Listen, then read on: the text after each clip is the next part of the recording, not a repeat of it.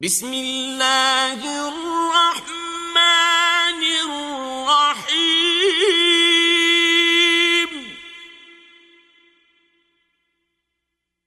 إذا جاء نصر الله والفتح ورأيت الناس يدخلون في دين الله أفواجا فسبح بحمد ربك